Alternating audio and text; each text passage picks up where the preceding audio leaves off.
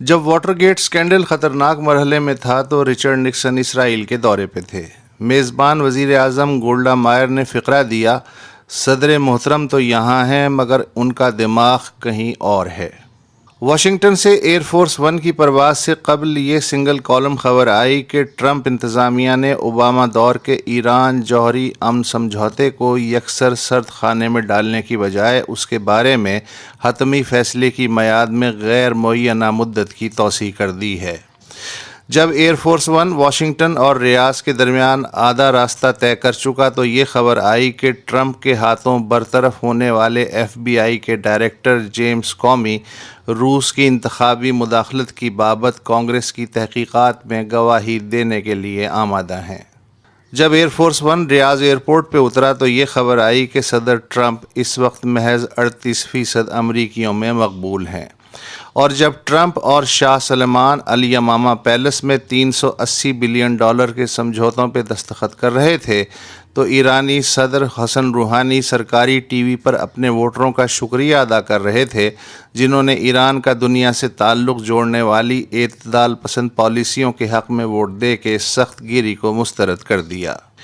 Trump اور شاہ سلمان نے $380 billion کے جس تجارتی پیکج پہ دستخط کیے اس میں سے $110 بلین امریکی اسلحے اور دفاعی ٹیکنالوجی کی اگلے 10 برس میں فراہمی پہ خرچ ہوں گے، یعنی $11 بلین سالانہ۔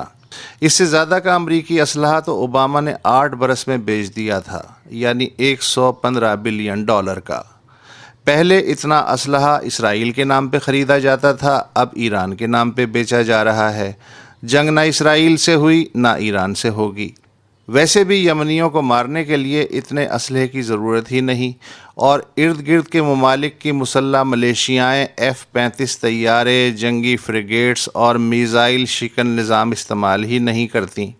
لہٰذا اس ڈیل کو امریکہ کی اسٹریٹجک قربت اور مسلسل سیاسی حمایت خریدنے کے لیے دوستانہ اعانت کے طور پہ لینا چاہیے۔ اگر چند لاکھ امریکیوں کے لیے 10 برس کی روزی روٹی اور چند سوداگروں کے لیے کمیشن کا انتظام ہو جاتا ہے تو اس میں کوڑھنے کی کیا بات ہے؟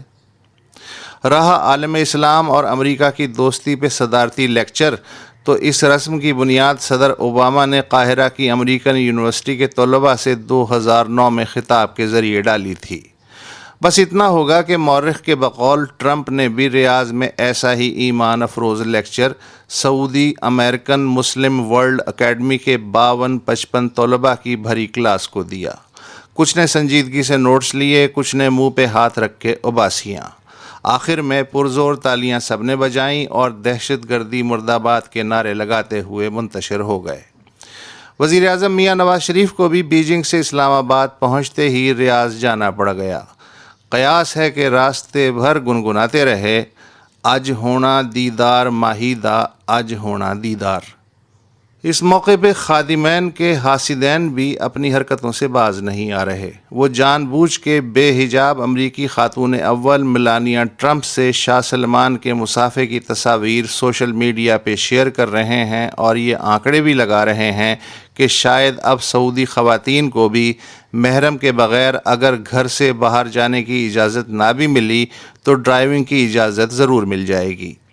مگر وہ یہ بات بھول رہے ہیں کہ مسز ٹرمپ اور ان کی صاحبزادی ایوانکا بھی بنا محرم ریاض نہیں آئیں، اور وہ جس گاڑی میں بیٹھیں اسے بھی شوفر چلا رہا تھا۔ رہی بات اسکارف نہ اوڑھنے کی، تو ہمارے معاشرے میں مہمان پر انگلیاں اٹھانا اچھا نہیں سمجھا جاتا۔ گھر اور دل جتنا بھی تنگ ہو، مہمان کے لیے کشادہ ہی لگنا چاہیے۔